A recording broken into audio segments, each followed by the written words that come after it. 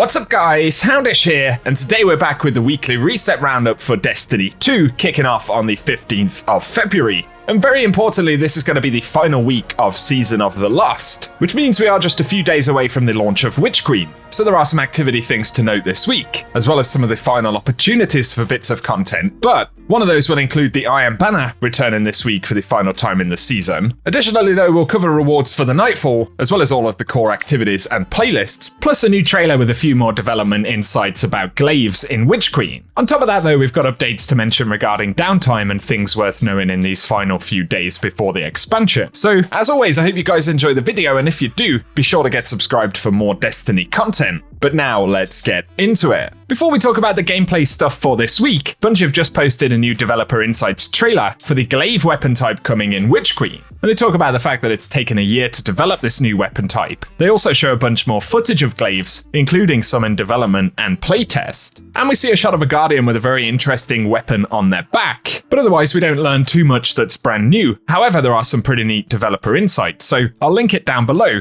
And here's a little preview section which I thought was pretty cool. One of the things that I think is so exciting about the glaive is it's the kind of weapon you can only find in a Bungie game. It doesn't exist outside of the Destiny universe. It's this thing that someone said, okay, we love the high fantasy influences and we love sci-fi. Let's mold those two things together in this thing that's like part lance, part fusion rifle, part shield.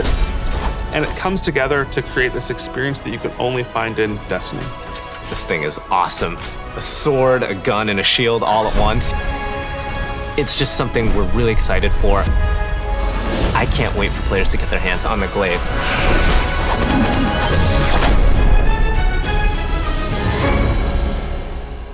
So let us know your thoughts about the glaive, but now let's touch on gameplay stuff for the final week of the season. And initially for this week, the bonus ranks will be for the Crucible, so we should get double ranks all week long, and then triple ranks over the course of the weekend. And this will also be useful inside of the featured playlist for the week, with the return of the Iron Banner. So Saladin is back in the tower this week for the final time before Witch Queen, and if you're hunting any rewards, obviously this is a good time to grab them, whether they're weapons or armor. But also, Bungie did confirm that we'll be able to save Iron Banner bounties from this season and take them into Witch Queen for XP, although they noted that rewards will be power capped at lower levels. So if you want to save any Iron Banner bounties for XP, then we have the option to do that, which is cool. And let us know down in the comment section if you're jumping into Iron Banner for this final week. However, for the weekly Nightfall, this week we have the Lake of Shadows, so it's a nice fast one to get done, and the drops will be the Hung Jury, as well as the Hearthead, and as usual, the Adept variants of those weapons will drop in Grandmasters. But also bear in mind, Hung Jury is one of the weapons being removed from the loot pool next week with the expansion, so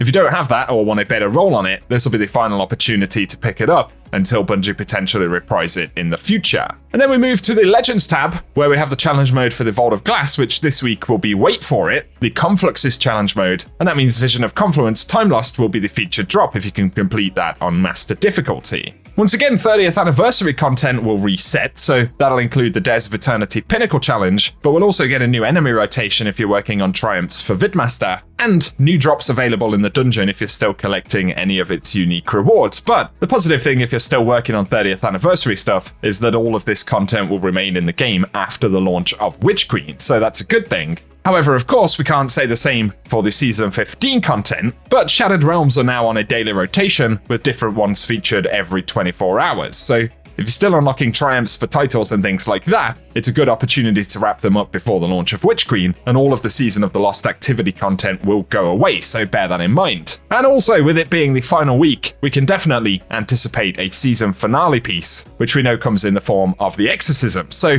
that is presumably going to be happening at some point in the course of the week. And as we go into Witch Queen next week, bear in mind that there will be 14 hours of downtime next Monday and Tuesday leading into the update. So they say D2 will undergo scheduled downtime from 7 PM PST, which is 3 AM UTC on February 21st, and that'll run up until 9 AM PST, which is 1700 UTC on February 22nd. And of course the goal is at 9 AM 1700 UTC on February 22nd for D2 to be brought back online and the update to be available. But as always, we can probably anticipate a few server hiccups in that first few hours.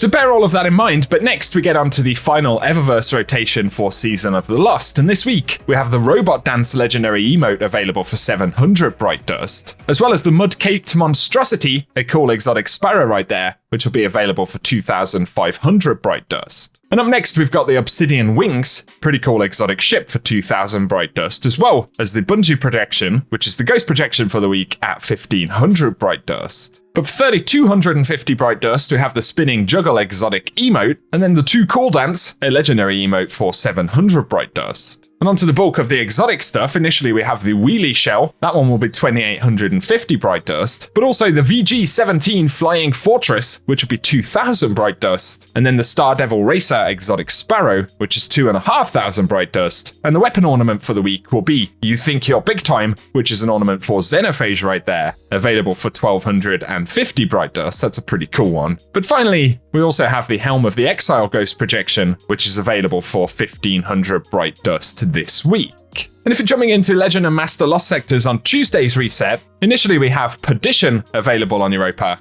which will be dropping exotic gauntlets, but we'll also see Bunker E15 featured, which will be dropping exotic legs. And while we're on Europa on the subject of the weekly content, Simulation Safeguard will be the featured Exo Challenge, of course with additional pinnacle drops, and then the Eclipse Zone will be in Cadmus Ridge, and finally the featured Empire Hunt will be the Technocrat. And that only leaves one piece of content, which of course is the Legacy Ascendant Challenge. So if you're still completing those, the featured Ascendant Challenge for this week will be Aura Borea, accessed via Aphelion's Rest in the Strand.